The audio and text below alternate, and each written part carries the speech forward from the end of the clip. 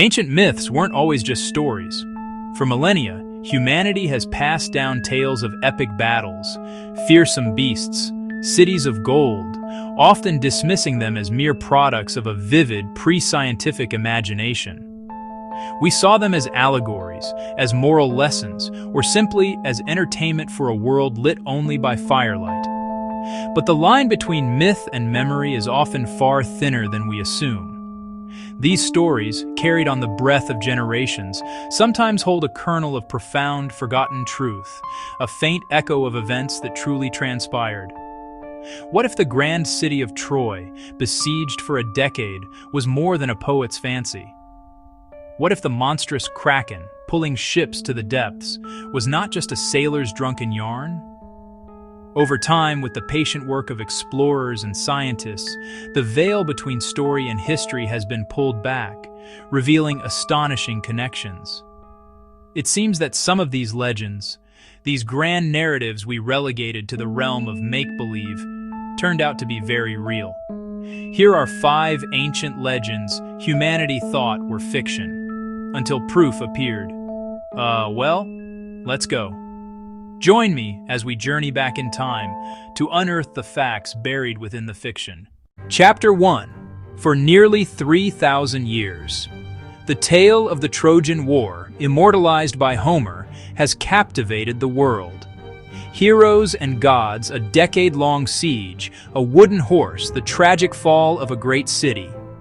For much of history, scholars and the public alike considered it a foundational myth of Western civilization, but a myth nonetheless. The city of Troy, with its high walls and wealthy kings, was believed to exist only in the verses of an epic poem, a dramatic backdrop for a story of love and war, not a pin on a map. This perception began to shift in the 19th century, thanks to the obsessive quest of a German businessman and amateur archaeologist, Heinrich Schliemann. Guided by the geographical clues within Homer's text, he began to excavate a large mound known as Hisarlik in modern-day Turkey. He was convinced that the descriptions of the landscape, the proximity to the Dardanelles, the 2 rivers, were not poetic license, but a literal guide. Many in the academic world scoffed, viewing his efforts as a fool's errand, a naive hunt for a fictional place. But then, his spades struck stone. Layer by layer, Schliemann and later, more methodical archaeologists dug down. They uncovered not one city, but a series of 9, built atop one another over millennia. In the layers designated Troy 6 and 7A, they found something extraordinary.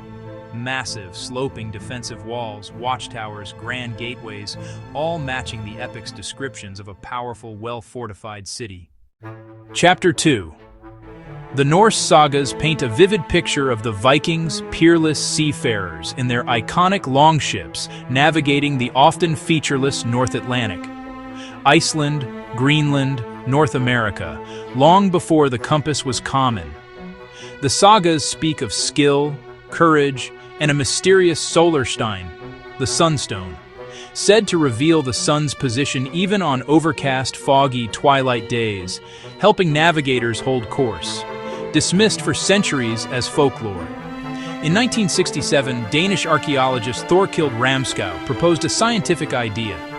He suggested the sunstone might be a polarizing crystal, cordierite, Viking's compass, Iceland's spar. These crystals split light into 2 rays. Rotate the crystal to find the orientation where the 2 images have equal brightness. That orientation points to the sun's polarized light, even if the sun is obscured. The idea stayed theoretical until evidence emerged. Iceland's spar was found in the wreck of the Alderney, sank 1592. It was recovered with other navigational tools. Recent experiments show the technique works. Modern sailors using the crystals found the sun within a few degrees. The sagas were describing ancient science, not magic. Chapter 3. From the cold, dark North Sea, tales emerged of a sea monster of unimaginable size. It was called the Kraken. Sailors' whispers and tavern stories told of a beast as large as a floating island, with colossal arms that could encircle a ship, snap its mast, and drag the whole vessel and crew under. For centuries, it was the ultimate symbol of the ocean's unknown terror. Presented in nautical folklore and fiction, Jules Verne even wrote of it in 20,000 Leagues. Yet the sailors' accounts were oddly consistent. They described a similar creature again and again, a giant body, enormous eyes, powerful sucker-lined tentacles. Naturalists began to suspect a real animal. Pieces of the puzzle washed ashore after storms, long tentacles, odd huge beaks found in sperm whale stomachs. Then the giant squid, Architeuthis dux, was documented. In 1857, a complete specimen was described. Later years brought more carcasses to shore, confirming them.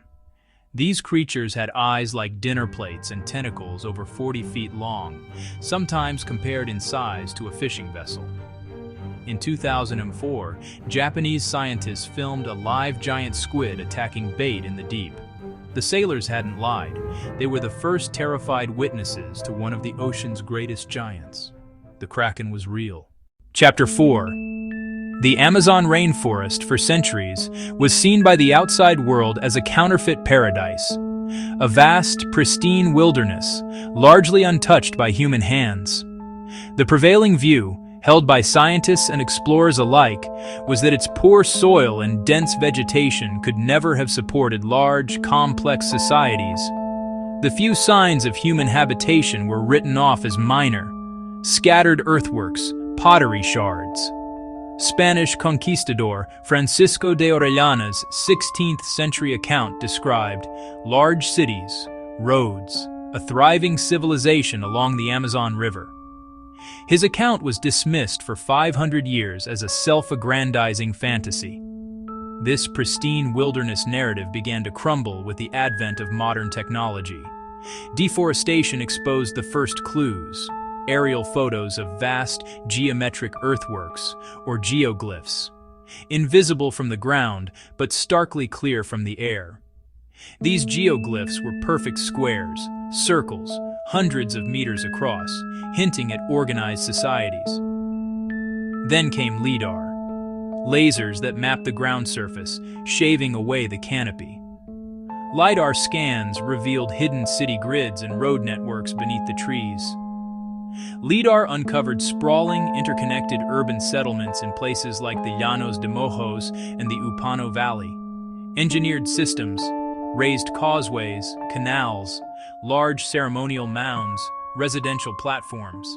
These were not small villages, but dense, low-level urban centers. Some date back 2,500 years and supported large populations. Orellana, it seems, was not lying. Chapter 5. Perhaps no myth is as universal as that of a great, world-destroying flood.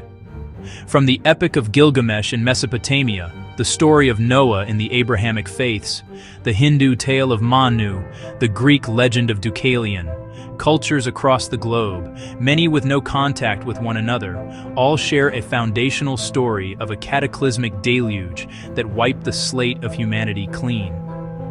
For a long time, these were seen as purely symbolic tales about divine punishment and rebirth. The idea of a single global flood was scientifically implausible, a relic of a pre-geological understanding of the world. However, geology and archaeology have revealed catastrophic regional floods. At the end of the last ice age, around 10,000 to 7,000 BCE, colossal ice sheets melted. Global sea levels rose by an astonishing 120 meters. Entire landscapes that had been home to early human populations were swallowed by the advancing seas. Areas like the Persian Gulf and the land bridge that once connected Britain to Europe were inundated, apocalyptic to those living there. Beyond slow rise, evidence points to sudden megafloods. One leading theory: the Black Sea, once a smaller freshwater lake, breached at the Bosporus with the force of 200 Niagara Falls, transforming the lake and its settled shoreline in a terrifyingly short period. For the Neolithic farmers living there, it would have been the end of the world. These very real deluges provide a powerful scientific basis for the persistent, shared memory of a great flood. Turns out the ancients knew a lot more than we give them credit for. Follow random Asp Facts for more truths hiding in old stories.